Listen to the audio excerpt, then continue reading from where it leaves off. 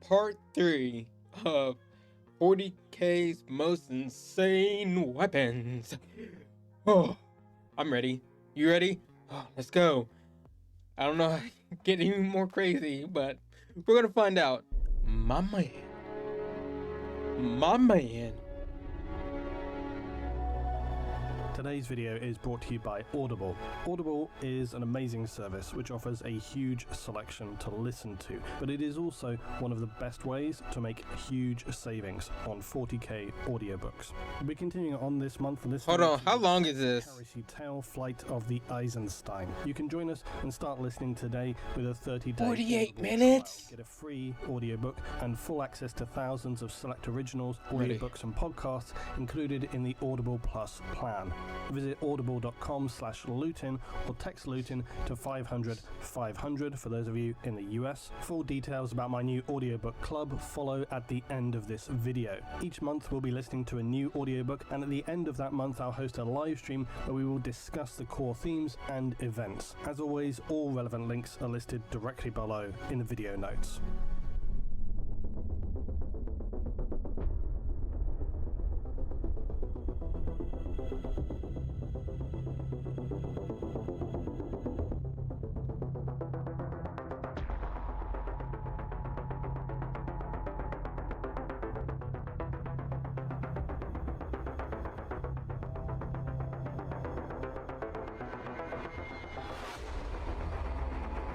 Insane weapons of the 40K galaxy.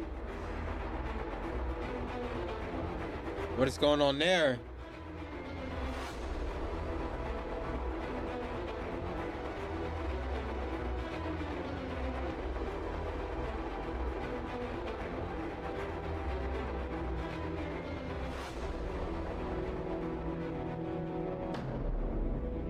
So once again, I welcome you back into the void that is the insanity of weaponry, both physical and passive, of the galaxy of the 41st millennium.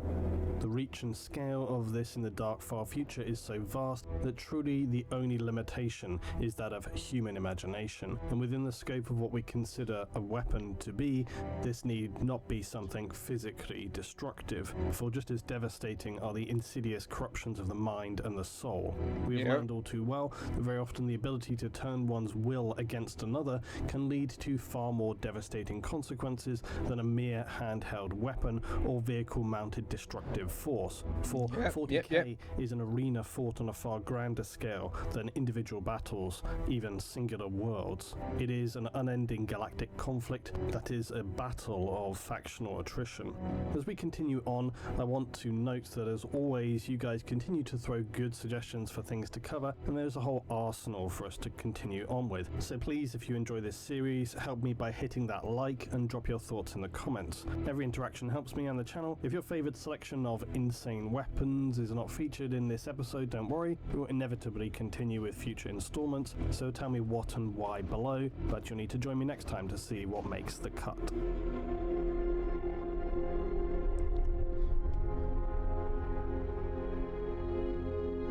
It seemed wildly overdue, and you've heard me use the word horrific within 40K context all too often, but a sensible place for us to begin today would be with the truly horrific war engines, titled the penitent engines of the ecclesiarchy. Most often that's referring specifically to the Adeptus Sororitas, the Sisters of Battle. The religion of the Imperium is known as the Imperial Creed. This was beginning to stir around the end of the period of heresy, and soon enough had expanded into cults dotted across the Imperium. These would soon turn into full-blown orders that would eventually collectively form into what is now the religion of the Imperium. It is the sole religion of the Imperium and is brutally unforgiving. Planets which lean into the religious worship of the Emperor are terrifying places to occupy, as its localized rules can be extremely harsh and unforgiving. But wherever it may be though, its single core tenet is absolutely unchangeable, that the Emperor is the all-powerful god of mankind. It seems obvious enough and easy to follow, but even the suggestion of this not being the case, or the inadvertent implication of anything else, can be a death sentence. While small differences in dogma and rites of worship would exist from one planet to another and considered reasonable interpretations as to be tolerated, but if there are any significant deviations in belief, this this will eventually be considered heresy and punishable, likely by inquisition or interrogation, followed by, of course, death. Yet despite its overbearing presence in Why the am I not Imperium, surprised? the Ministorum must constantly engage against those who could threaten its sanctity, particularly in the modern era of M41. Uprisings of the faithless across the Imperium remain a constant scourge, and it has been many millennia since the Emperor, after all, walked among men. And with each year that passes, doubts will creep into the mind of a small percentage of a population, as are traitor and Xenos incursions within hives and even upon shrine worlds. Governors and ruling noble families know that these must be promptly dealt with by local planetary defense forces, their regiments temporarily seconded to ecclesiarchy control. But where such hostilities pose a significant threat, where the extent of the corruption or the scale of the invasion is beyond the ability of local garrisons to purge, this is where the Ministorum will deploy the Adeptus Sororitas, often combined with elements of Inquisition, to eradicate the enemies of the faith. They will move and act without hesitation or mercy. The Sisters of Battle will administer the full, unbridled wrath of the ecclesiarchy to the enemies of mankind and the Emperor. Wait. Hold on a second. What's going on here? Is it? Wait, is he on the front of it? I'm so confused. What's going on here? Is he controlling it like that? Or is he like is he a victim? Okay, I just noticed that. It is by their hands which will exterminate the corrupt cabals of psychers, renegades, heretics, and mutants. The ecclesiarchy has never found itself short of methods for punishing heretical thought and action. The confessors of the Ministorum have refined 1,000 forms of torture and gruesome execution, from time-honored methods such as burning at the stake, bone-crushing repentance wheels, to slow evisceration in the dreaded rat pits. Then, of course, we have flagellation, where during an agonizing process of physical modification and spiritual cleansing, the heretics' limbs will be pulled apart before being roughly refitted with cybernetic weaponry and subdermal stimulant pumps. Finally, they're fitted with a pacifier helm, which is connected to their cerebral cortex. This will saturate their mind with sacred imagery and verses from blessed texts of the Imperial Creed. The sheer volume of sensory overload will render them unable to think for themselves, and they become suggestible to specific directions, allowing their priest handlers or inquisitors to direct them. They'll remain in this pacified vegetative state, suppressed by their visions until battle, whereupon this overload of religious senses will be abruptly cut off, and their withdrawing crazed minds will quickly become agonized and enraged, and then are pumped full of chemicals, activating intensely painful ophthalmic goads that drive them in the direction of their enemy, as well as pain suppressors to render them immune to even life-threatening injuries. They will either survive to be put back into a passive state, or quite literally tear themselves apart by lashing against the enemy until they're nothing more than a gibbering, bloody mess of writhing bone and flesh still attempting to thrash feebly at a likely already dead enemy. But why do I describe all this? We are talking about penitent engines, aren't we? So now imagine an arco-flagellant, but turned up to 11. And you have a penitent engine. Because yes, of course, it should go without saying that for the Imperium, arco-flagellation is hardly the worst punishment. How could that be? For the heretic, to be an arco-flagellant is a trifle. Okay, I get it now. It makes a lot more sense why that person wasn't on, like, chained to that machine, like in front of that machine. Makes a lot more sense now. Freaking heretics. God damn it, man. For the true sinners against the Emperor and mankind, they are to be dragged to the darkest dungeons beneath the cathedrals of the ecclesiarchy, where they will be tortured. Their screams will echo through the ornate arched sanctuaries. For a penitent engine is not suitable for just those who made some glib infraction of ministerial law. These are reserved for the truly abominable sinners. This means that the role of a penitent pilot is often reserved for either members of the ecclesiarchy itself, or yes, even members of the sororitas. For those who receive the sentence of a penitent engine, they will be hardwired into its gigantic mechanical framework. Their cortex and mind will again be connected, sometimes as well via optical nerves, and these connectors enable the engine's torment amplifiers to be spliced with a sinner's synapses. Chemical injectors will also be implanted into their spines, similarly to arcoflagellants. From here on, though, they will be enduring endless suffering. Their minds will suffer a saturation like that of the arcos, but unlike they who were stripped of all thought to be deluged with spiritual visions, the penitents of the engines will be absolutely saturated with senses of physical pain and spiritual guilt. It is said that it is pain itself which drives the penitent engine's actuators and servos. It is a machine powered by pain and suffering.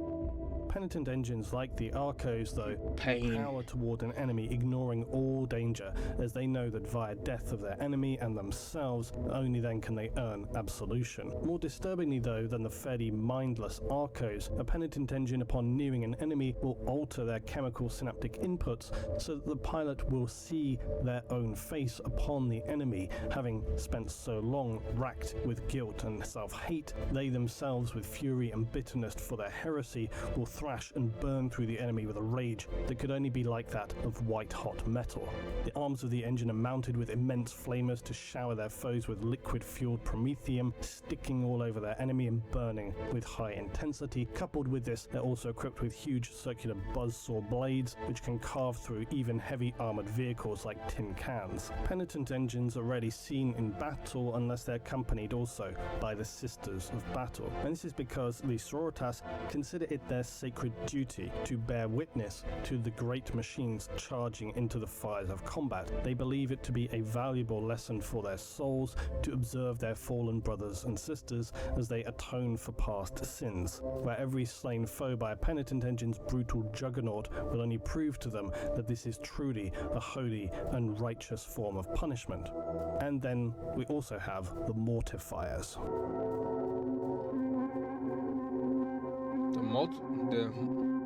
Mortifiers are a variation of penitent engine and reserved for the lowest, most hated form of sin committed, usually by the sororitas themselves, to flee from battle. A rare but exceptionally unforgivable crime in the eyes of their sisters and of course the Emperor. But even more specifically, this is usually reserved for that of the Repentia. Now, without going on a whole other tangent, Repentia are sisters who have already fallen from the good graces of the sisterhood and so are already attempting to prove themselves. They're bands of outcasts attempting to cleanse themselves of their sins in the fire of... It is so many layers to everything in here. Like where did these come from? Like, I didn't... Oh, my God. I had no clue about... More and more that I watch, more and more that I just learn, I don't know shit about this universe. But I like it. I like it so much. I just want to keep watching. Like, oh, well, I didn't know about that. Let me watch something about this now. Or that. I don't care. I like it. Like, what? I'm what? Fury, adorned in little more than rags, carrying gigantic chainswords, which they will charge across the battlefield with, only using the faith of the Emperor to protect them. The goal of all Repentia is to redeem themselves. Few achieve this goal and will usually die in battle, but for the few who have succeeded, they have often become faithful champions of the sororitas and even become revered by other sisters, for they are those who have been guided by the Emperor through their darkest time of weakness and back to the path of the light. Disturbingly, for this reason, some sororitas will even subject themselves to extremely harsh judgment in their actions, knowing that if they become Repentia, they may seek then the guidance of the Emperor themselves to prove their truest faith. So for these sisters who have already strayed off of the path of the faithful, to then also flee from battle is the most abhorrent and unforgivable sin, and their battle sisters will never allow such an individual to escape. If they are not killed outright, they may become interred as a mortifier. So simply put, a mortifier is a penitent engine turned up to 11. Mortifiers are very similar to penitent engines, but they have additional elements. Firstly, the neurological... I'm not gonna lie. Listen. That looks really dope, though. That looks fucking wicked. I don't care. That's all I have to say. Rays will be amplified, and then metal stakes or rivets will be driven through the skeletal structure of the sister, pinning her into the mortifier framework or casket. This leaves her unable to move at all, and then a hood will be placed over her, designed to prevent any words of piety being heard by the sister. She does not deserve to even overhear them. Lastly, for any of those condemned who not only abandoned their sisters but who actively betrayed them, perhaps even turned on them, these disgraceful individuals will also be entombed within a thick adamantine coffin. This sarcophagus is specifically designed so as to protect their tortured bodies from incoming fire and desperately swung blades. This is not unlike that of a dreadnought, except that very much unlike a dreadnought, this is not for their benefit. In fact, the opposite. For this sarcophagus's purpose is in denying them the release of death. These individuals are known as anchorites, and the sisters behind these lifeless masks of penance were forced to face their torment in complete and absolute darkness and isolation. They endure years, or sometimes decades, of mental and physical suffering before their final end. And mortifiers will be placed always on the front lines. They will be amplified into zealous rages of personal suffering and self-loathing. And unlike penitent engines, mortifiers will often stagger but still charge forward, but in a strange method of motion. This is caused by the continually acute bursts of anguish and pain being fed through the sister's body, leaving the machines to look as if they're on the verge of malfunction as they jitter and stagger with speed toward an enemy, which somehow makes them all the more terrifying. I was gonna say that would be fucking terrifying, seeing that coming towards me. Like, I'm shitting a couple bricks, I have to say. Just jittering and oh no, run! As they look so bizarre. Fitted often with bolter weapons and flamethrowers, they will again shower the enemy with explosive rounds and promethium before throwing themselves into a mutilating frenzy against the enemy, a sight few would forget, as like the arco-flagellants, the mortifiers will thrash and beat and crush and tear their enemy like crazed horrors. Except that unlike the arcos, there is no release for the mortifiers. Their own aggression will not save them. For unlike penitents, mortifiers will very often survive for many more battles, and when they finally do become damaged enough to fall in battle, they will become overwhelmed with the all-consuming sense that there can be no redemption for them, and they know that only darkness and eternal suffering continues to await them. The Emperor will not redeem their soul, and this will send them into a last apocalyptic whirlwind of devastation, usually bad news for any would-be enemies nearby. The penitent engines are rightfully regarded as one of the most appalling methods of punishment within the Imperium, for there is usually little chance of release, and unlike the Repentia or arco-flagellants, death will not come soon, and they will survive to endure. Their suffering exists both as a penance and as an example to those faithful followers of the Sororitas and the Ecclesiarchy, never to stumble in your duty, nor ever doubt your faith in the Emperor. Now, until now, we have not featured any weapons so far by the corrupt and completely amoral beings known as the Dark Eldar.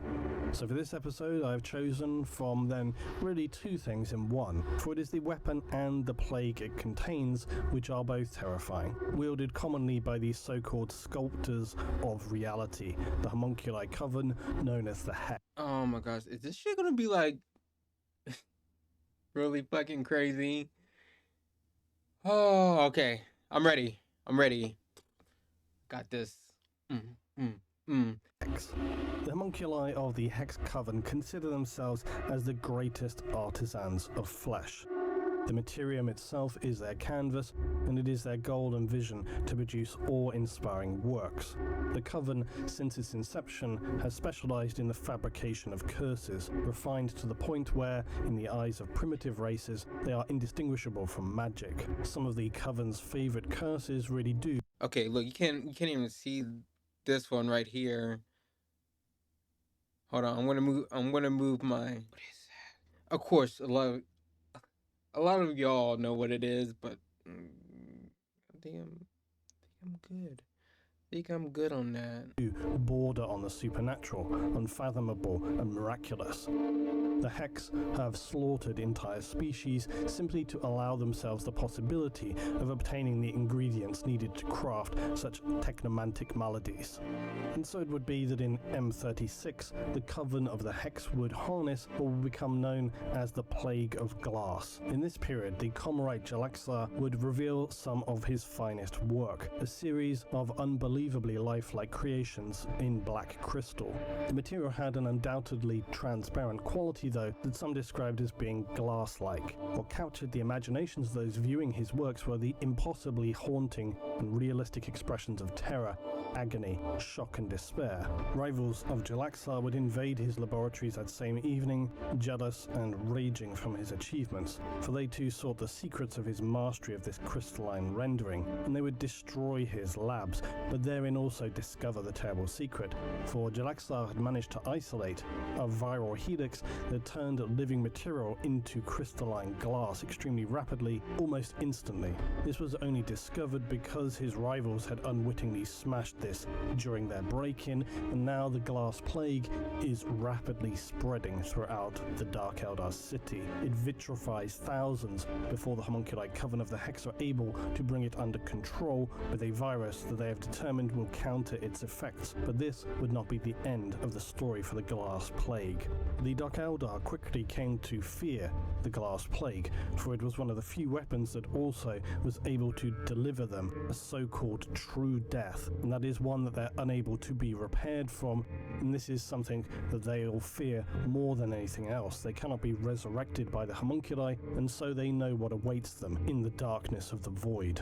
Yet the potential of this as a weapon was not lost on the Drakari, and although greatly fearful of the glass plague, it is able to be weaponized into what will be known as a hex rifle. This is a long-barreled weapon firing tiny crystalline cylinders that contain a small quantity of this hex virus. It breaks on contact, and should this come into contact with the flesh of its victims, it will spread extremely rapidly, vitrifying the victim, turning them into a stationary crystalline statue. Now, albeit a useless weapon against machine-kind vehicles or heavy sealed armored units, but still a terrifying weapon against the unprotected, it can be employed as a sniper round as well for eliminating high-value targets, for the contact of the glass plague means the absolute certainty of death. For the Covenant of the Hex, mastery and quick harnessing... I'm sorry. I'm sorry. Look, I keep saying this in a lot of the videos. I just don't understand how we don't have more Warhammer and like media and stuff, like more shows, more movies. Like I get that it is dark, but there's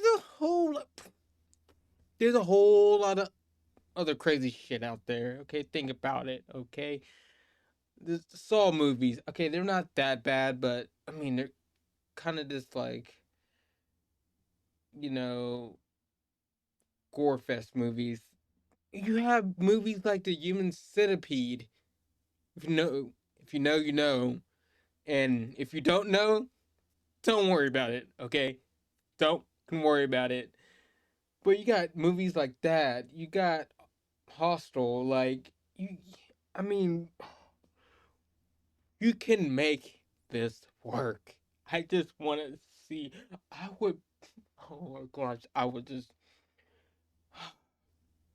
get some good ass writers, a good fucking director, and I will be all fucking in this fucking season upon season upon spinoff. Just fully invested, unless they start fucking it up. Then I'd be really pissed off, because I just want to see, man, just want to see more. Sorry, had to get that out. I just have to get that out every once in a while when I watch these videos. I love it so much. Glass released on that fateful day by the jealous invaders of the sculptor fraud dyslexia led to their invention of this rifle that continues to bear their name. Now, many millennia later, the hex rifles remain the preferred weapon of many would-be Drakari assassins, their ammunition both immensely feared but also visually despairing for those who would bear witness to those they value and honour being turned before their very eyes into transparent, tortured statues, their last moments of suffering captured in transmuted crystalline perfection. Many homunculi of the Hex Coven seek to attain godhood by bleeding their darkness into the fabric of reality, for it is they who believe that it is they themselves who shall transcend the mortal plane once it stands corrupted beyond all recognition. This insatiable desire for immortal darkness is what fuels their creativity within the art of the cursed craft, for with every new horror they refine, capture or bring into existence, they draw ever closer to the point they refer to as the nadir of their experience. For the Drakari, this point stands as the polar opposite to that which we might define as the zenith of achievement. For them, it is the lowest, most depraved point that they could reach in their darkness. But for them, this is not seen as a negative, for they believe to achieve this position will enable them to step beyond that point of experience. And on the other side for them lies true immortality.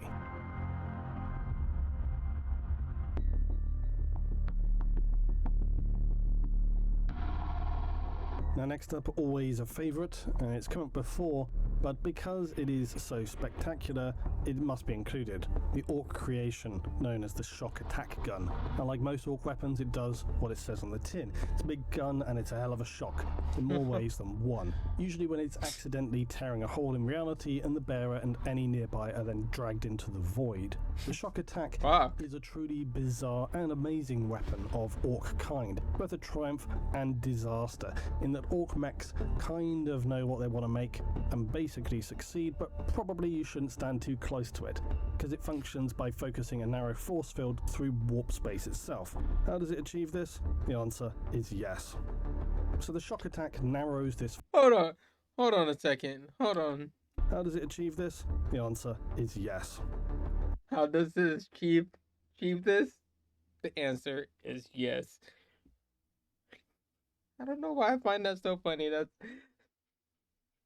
The answer is yes. So the shock attack narrows this focused beam through the warp, and then an entrance through this gateway will appear at the front of the weapon, the exit focused toward the target. In theory, anything could now be fired through this space, yet it is nearly always something living. Failures of this field as the living creatures are passing through are very common, leading to their inevitably horrible deaths. But the process of travel through is mind-wrenchingly horrifying, as those being sent through are essentially being projected through warp space, unshielded, open to the horrors of the warp. No Orc, even a stupid Orc, would want to travel this way. However, a Squig and a Snotling are far more likely candidates, as they hold only a very basic, near animalistic level of intelligence and are unlikely to understand the consequences of this process, but they will still be driven into mindless panicked rages during the process of being propelled through, even over a short space of the immaterium with no protection. Nasher Squigs are basically always angry as well, so this is only then ever intensified.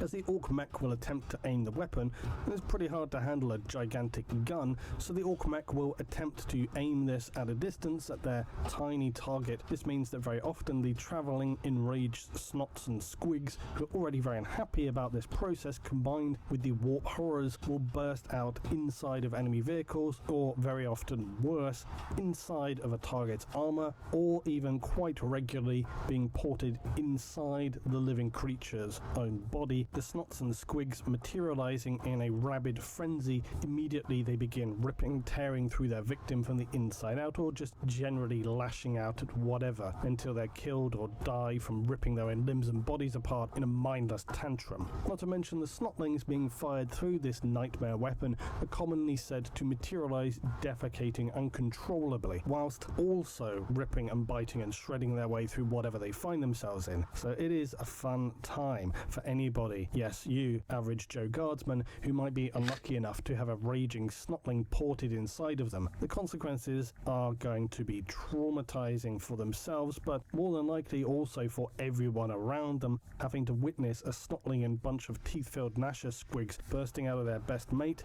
as they're all foaming at the mouth and generally shitting everywhere simultaneously. Unsurprisingly, if you're inside of a vehicle, the panic would be much the same. Havoc ensues as the crew attempt to either leave the vehicle or get the horrors out. It's usually such an appallingly chaotic situation that in a comical turn, the Imperium's most powerful pieces of battle hardware can become immobilized by a mere snotling and a couple of squigs.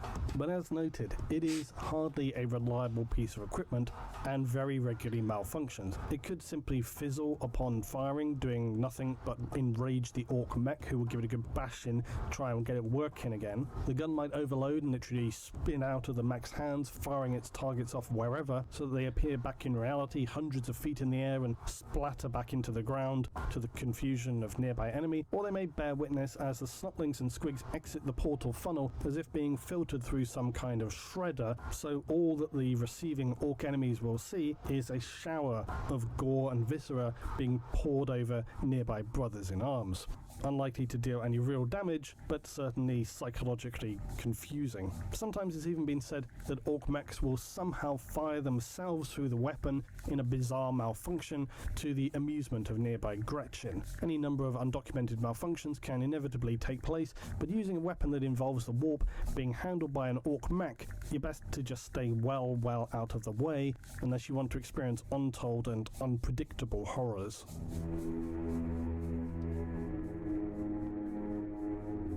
The torsion cannon is said to stand amongst the holiest of Mars's weapon technologies. Yet it does not have some grandiose backstory for me to tell you. It doesn't have a dramatic or sorrowful tale. It is simply another of the Adeptus Mechanicus' absolutely crazy but highly effective pieces of weaponry. As the name suggests, it is a cannon that uses gravitic torsion to quite literally distort, break, and tear apart its intended target with sheer force. The effect on machines is devastating. The effect on biological or even human targets, horrific. Imagine having your bones held by invisible vice-like locks, which then begin twisting in opposite directions until you break apart like a piece of dried wood, splintering. Sir, how about I don't imagine that, okay? Let's not, because, no, I'm good, sir. I'm not going to imagine that on myself. And breaking in all directions. This is the effect of a torsion cannon. When energized, it sends out 3 synchronous Gauss fields that will then hold whichever sections of the target are focused in on a single point of space. Next, the sections of the cannon's barrels will turn counter to one another. The effect on the matter then grasped in the fields is that they will become mercilessly twisted, totally unable to resist the immense... So, what, like these things right here, like this one will twist that way, that one will twist that way, you know, when they shoot, like it's like No, never mind. I don't want to. Yeah, it's gonna fuck you up. Place on them, subjected to an impossible level of torque that few, if any, can withstand. The torsion cannon is not a weapon readily wielded by infantry due to this size. It's more suited for vehicles, or commonly it's used by the Cataphron breachers of the Mechanicus. These are heavily armored battle servitors locked to the will of their tech priest masters. They will grind the rubble of conquered worlds beneath their tank-like treads, and Cataphrons are redoubtable foes who, being servitors, are not considered especially valuable, yet also obviously the tech they're equipped with is. So being essentially remote-controlled miniature tanks, they will use brute force to power their way through volley after volley of enemy firepower, their sole focus on whatever objective or destruction of enemy they're programmed with. The Cataphron are often seen using heavy arc rifles or the torsion cannon to then twist and reduce their prey into mangled ruins. The Cataphron are unstoppable, unrelenting presenting merciless lobotomized parodies of human form. The servitor complement of even a single forge world will typically number in the tens of millions. Many were once wanted criminals, hard and intimidating persons from all aspects of Imperial life. The guilty will be assessed by the Adeptus Arbites, who, should they find a transgressor of suitable physical size, that individual will be sent on as a candidate to the nearest forge world, usually not without escaping an extremely severe beating on the way out. Some may be given a second chance to serve mankind as one of its most faithful servants, but others simply processed. The first stage is always for a subject to have their mind wiped clean, chemically lobotomized, so that their personality and memories are purged to provide a blank slate, or theoretically, at least. Some may speculate this were not always successful, and that some servitors remain at least partially aware of their state of being, and the less that's thought about, the better. Next, the physical body will be processed. This usually means nearly always the arms being removed so as to be replaced with weapons or tools suited to their new role. For battle servitors, the subject will then also be halved at the abdomen and permanently cybernetically grafted into a tracked motive unit. The brain will be hardwired with targeting computers and voice box modifications to better sing binaric praise to the machine god. As with most servitor conversions, it is a harrowing and likely for many agonizing conversion process, but then no atonement should come without sacrifice. Cataphron breachers wielding torsion cannon were rightly feared as deadly battle servitors, whose bulk sits many times the size and power of those used by the rest of the Imperium. They are brutally deadly at close quarters, quite literally geared for maximum lethality. Despite all their powerful weaponry and mechanicus tech, some might argue that their most important and deadly component is the dark soul of the condemned, which can never truly be erased by any mind-wiping procedure. Is it this violent spirit that drives them forward with such reckless determination, or simply their binary programming of their tech priest masters? The Cataphron are terrifying in battle, especially to humankind, as they will breach walls and bunkers by sheer force alone, crushing into close quarters to engage their stunned and disorientated foes, who, as the dust begins to clear, lay eyes on a true monstrosity. Heavily armored, the breachers will open fire with the twisting, ripping fields of torsion cannons. As their foe inevitably scatters in disarray, the breachers accelerate, crashing into their enemy, crushed beneath their heavy tracks or cutting them into pieces with piston-driven talons and arc claws. The most feared weapon, though, must surely remain as the torsion cannon, for it is simultaneously highly advanced and yet also highly barbaric, twisting flesh and metal alike into broken, twisted ruin.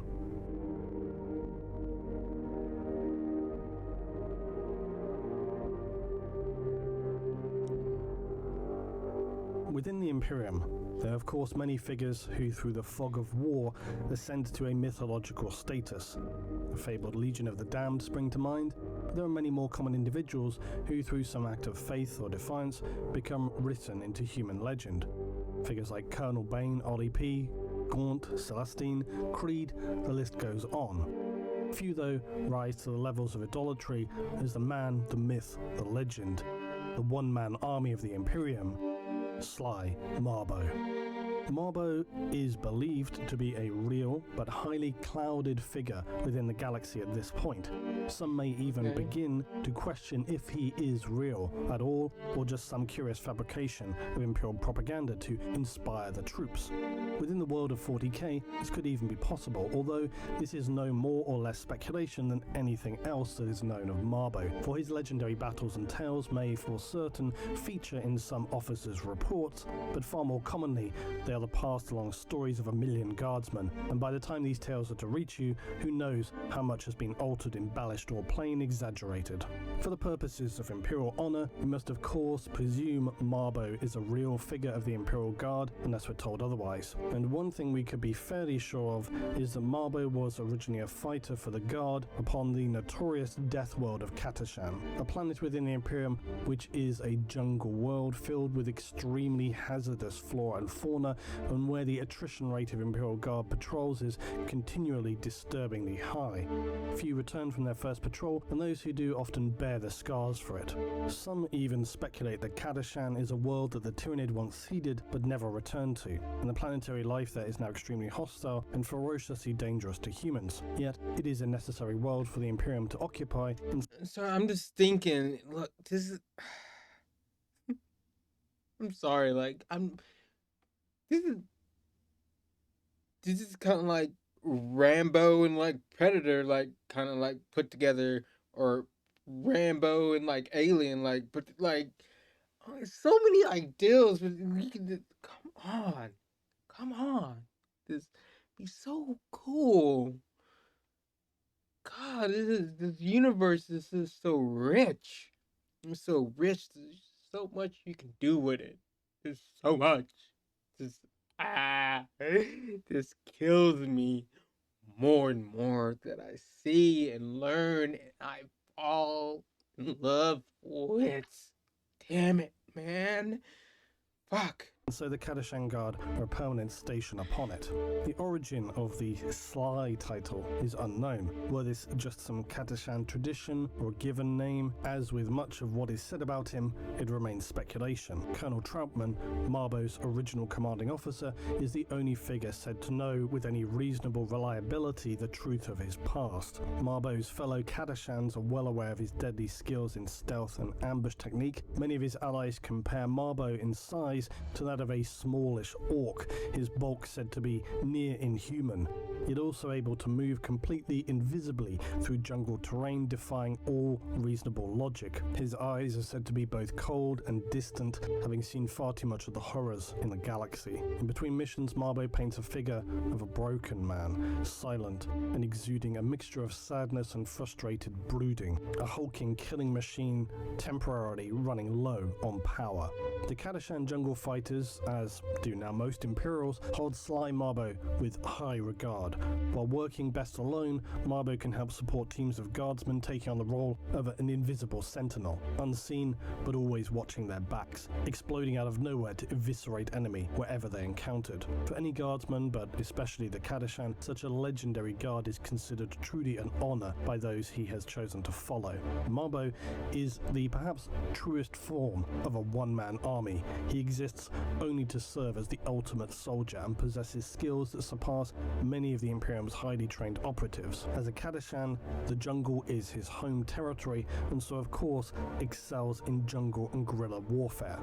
Among other things, Marbo is famous for his sniper skills and is generally considered to be one of the deadliest unmodified humans in existence. It is believed that Marbo was once one of 10 brothers inducted into the Kadashan 12th Regiment during fighting against the orcs on the Forge World of Ryza, where during this conflict they were seen to be all killed. It's rumoured though that Marbo is one of these 10 brothers who would then return 2 weeks later carrying the head of an orc war boss, a singular bullet hole clearly visible between the eyes of the greenskin. Some believe that it was at this engagement that Marbo's soul would harden to the emotionless killing machine he would become, the sole remaining brother of 10. He gained further renown upon the Drakari incursion of Galabad. Here, a small garrison of jungle fighters were too few in number compared to the Xenos and were eventually overrun. Records detail long, dark nights of torture in which the Kadashan prisoners were dismembered whilst witches and mandrakes bathed in the blood of their victims. Colonel Troutman was said to have led the relief force that eventually found Sly Marbo, standing alone and armed only with a knife, covered from head to toe in alien blood, surrounded by ruined vehicles, mountains of alien bodies, and once again the head of the Dark Eldar leader impaled on a spike beside him. In the modern age, Imperial Guard speak of how Marbo has fought his way from one end of the galaxy to the other, while being attached to various Kadashan regiments, most notably the famed Kadashan II. Within this regiment, he works alone, hunting down and slaughtering enemy leaders, breaking the back of enemy advances, and sabotaging the mightiest of war machines. On Pardas, it is said that he destroyed an entire Tau-armoured convoy by booby-trapping a ravine, while on Sask's world, he captured an enemy command post single-handed, slaying the Xenos with just his bare hands and the improvised use of a ration tin. It's even said that he has been known to hunt the alien species of Tyranids, specifically their infiltration lictors, for sport. But all of this to be true and accounted for, Marbo should by all rights by now rival an Imperial War Master. He is again supposedly rumoured to have been awarded the Star of Terror multiple times for his legendary exploits. Whatever the truth is, Marbo cuts the figure of a man having seen too much hell well and is surely not entirely sane at this point, which may well be worse in many ways for the enemies of mankind. Marbo is a true master of ambush and stealth. He blends into his surroundings, he covers all trace of his whereabouts so that his foes will never have any hope of preparing for when or where an attack is coming. As soon as he appears to carve through the enemy, then he will melt into the shadows, moving with precision and purpose to his next objective. His speed and focus will commonly throw the enemy into utter disarray as they frantically try to locate the killer in their midst, and in some situations so confused they may not even realize he has already departed, using the cover of confusion to evade an attack. Marbo's initial actions may not even be counted by an enemy until they discover how entire patrols are disappearing, supply depots destroyed, and command bunkers unresponsive, later discovered, of course, filled with corpses. Of the few surviving enemy able to voice their experiences, many describe how to fight Marbo is like fighting a shadow, barely seen, never heard, executing out of the dark recesses and instantly vanishing. Many struggle to even accept that these are the actions of a single individual, and that surely more operatives were in play, and that this rumor of a single warrior are all part of the deception. Before we dive any deeper, I want to hit the tangent button and clarify that yes, as if it weren't entirely obvious, Marbo is one of those comical figures within 40K based in part on other fictional characters. Several of these exist within the verse of 40K, but the name of Sly Marbo should be wildly obvious as being an anagram of Rambo, Sly being the short version of Sylvester Stallone. Anybody who knows 40K is well aware of this. So I say it for those who are not versed in these things and may have been curious. Yeah, I figured that, but it's still like make a fucking 40K movie similar to Rambo with fucking like kind of like mixed with like Alien. You get what I'm saying? Does it make sense what I'm saying? Or like Predator, I guess, you know. I think the Tyranids and stuff are more like aliens. So, like, it'd be like Rambo mixed with Alien. And, you know, the Necrons are like Terminators. It just, like,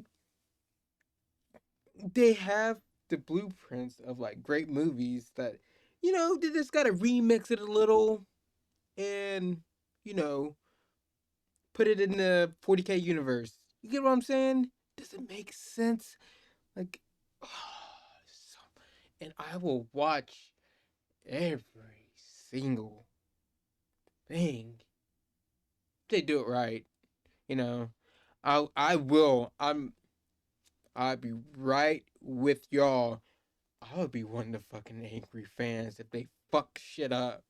Like, what is this? Like, what? Why would they change this? Why would they do that? Fuck this show. Fuck the writers. They don't know what the fuck they're doing.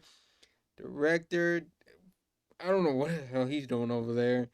Like, I'll be freaking upset too, because it's so, like, this is right there. They have everything. Everything right there. You know, they have the universe. They have the lore. They even have a blueprint how to make these movies with other movies. You know, just mix it up a little bit, you know, unless they're not that creative. And we see how a lot of, especially in Hollywood, that they're not really that creative. And when they do try to get creative, it's not really that good, and they just like to change stuff. Just to change stuff. Okay. But anyways, let's get back to the video. I'm not trying to make this too long. It's already 48 minutes. So, yeah, let's go. If this were intentional. Also, something that often does get confused is people assuming that based just on this name, the figure of Marbo is meant to specifically be a 40K Rambo, which obviously he is, and especially when you factor in the attending Colonel Troutman, which is near enough the exact Colonel's name from the Rambo character. But Marbo is actually more of a composite character. His modern design bears very obviously a figure more similar to Schwarzenegger in the Predator Commando era, and his stance and weapon design are similar to that of Snake Plissken in Escape from New York. However, his described I noticed that too. character is Like, very much that of Rambo in First Blood. So really, Yeah. Rambo is the distillation of the invincible one-man army trope of 80s action movies. Yeah. In the context So, of 40K, that fits him like a glove. Marbo's legendary status has reached a point where it is actively punished by officers within the Imperial Guard who feel that the wild rumors about his abilities and achievements have become a distraction, even borderline heretical, so this is outlawed generally to speak about him. Others, though, contend that far from having unnatural powers that point towards something undesirable and questionable, Marbo is in fact perhaps some form of a living saint. Most commonly, living saints are seen as part of the militant wing of the ecclesiarchy within the Sisters of Battle, and so most living saints of the Imperium are seen in these angelic forms. However, this need That not looks always fucking be the dope. case. There are seen to be plenty of male and female living saints, many as well in Imperial Guard. And you may well remember that in the case of Colonel Bane, his final actions fighting against Chaos were questionable. It seemed that Bane and his acid dogs should have perished in their final assault against Chaos, yet by some powerful light that was said to have protected and powered them, their final fate assumed dead and destroyed by the Inquisition. But nothing is ever certain. Bane could still live. And this is very much the similar line of thinking when it comes to Marbo, having survived many encounters where he surely should have perished, even from his very initial engagement where Sly Marbo survived against the Orc war boss and found himself perhaps imbued by the light of the Emperor. Is it possible that the death of his 9 brothers' sacrifice created a situation of such harrowing personal loss that it found the attention of the Emperor, and that Marbo is now the vessel for this, which is why he appears to be so unstoppable, so undeniable, so supernatural in his abilities? Who can say for sure? This is all wild speculation based on merely logical assumption than any concrete information, for we have little if any concrete information about the legendary figure of Sly Marbo. Marbo himself does not even carry an especially plentiful or extreme arsenal. His only weapons, a modified auto pistol known as the Ripper, a melter bomb for sabotage, and a gigantic venomed blade from his homeworld of Katashan, said to be coated with toxin and poison so that any who receive even a flesh wound, although it seems unlikely that anyone receiving just a flesh wound from Sly Marbo will die soon after by the neurotoxins. His adapted auto pistol, known as the Ripper, reportedly fires armor-piercing rounds, but the accuracy are also laced again with these venomous toxins. The idea being that if even one or several rounds enter an enemy who would in any other situation be unlikely to even notice they'd been shot by such a small weapon like, say, an Orc war boss, the toxins are not dissimilar to that of an Evers assassin. They bring neurological death to their enemy in mere seconds, and these weapons, though, are not unique to Marbo. It's a favoured weapon by rogue traders and citizens living on death worlds where the native life is so extremely hostile it is a necessity, and where very often carrying a weapon large enough to kill the dangers out there is extremely impractical, so the more technical solution of a neurotoxin machine pistol is the default choice. But these weapons may also be part of what feeds into the mythology of Marbo, given that for any observers who are not aware, he appears to be a guardsman equipped with a relatively lightweight range of weaponry. Yet for those who understand the power of a weapon in the right hands, but that also can toxify blood and neural systems in seconds, it's obvious why these are extremely dangerous when used by an expert like Sly Marbo. In many respects, Marbo exists as something like an Imperial assassin in human form, an unstoppable killing machine, destroying anything in his path to complete his objective, moving on forever to the next target. For the Imperial Guard, though, the mythology of Sly Marbo is far more valuable than any practical achievements attributed to his name. Even a wild rumour that Marbo may be present on a battlefield can be enough to rally broken regiments and even turn the tide of battle. As some Imperial officers and commanders are reported to have said, Marbo is unconventional, borderline heretical, he's a deadly living weapon who butchers Xenos and heretic alike, yet breaks guard regulations at will, answering truly only to himself. But were it not for Marbo, entire war efforts may have been lost, leaving many an Imperial officer considering that as problematic a character as Marbo is, better that he is on the side of the Imperium and leave well enough alone.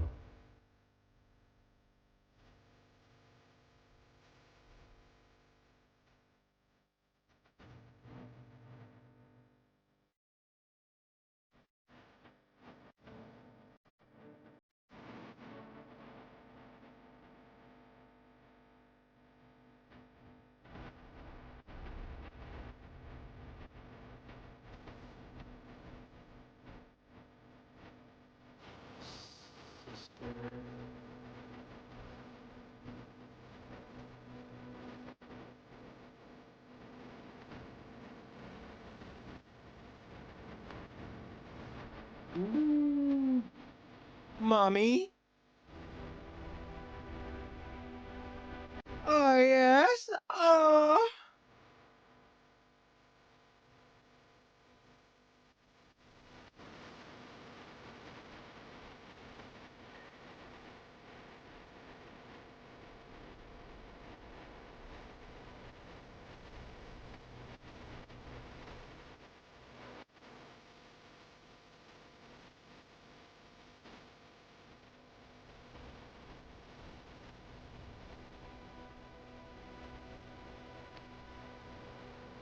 Looks so good.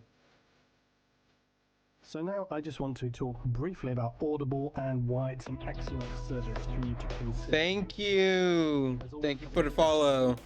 About why you got. All right. Audible. Yeah. But anyways, so good. So fucking good, man. Like, is there, so this is part 3 of, 40K's most insane and powerful weapons. Is there more parts to this? I don't know. But I'm not going to keep you here that long, If you haven't watched the other videos, go subscribe to him, like his video, okay? And we're probably not going to read comments today. I don't want to make this video any longer than what it is. But subscribe, like the video, and just support him. I mean, he has 838,000 subscribers already. Way more than me. And with that said, actually, how about you actually subscribe to me, ring that bell, and give this video a like so you can see more videos of me exploring. I can't talk. Sorry, dyslexia. This words just don't come out like I want them to. But me just, just seeing more of the 40K universe. Just, I really like it so much. Oh, just like it's amazing. And this one, I need more videos to watch. There's more stuff to watch, and hopefully y'all will come back and watch it with me. I'm pretty sure a lot of y'all already know a lot about this universe. I know a little tiny bit, but more and more that I watch, I fucking love. It is so fucking amazing. But yeah, I'm gonna leave it there. Everyone, have a good night. Take it easy. And yeah, peace.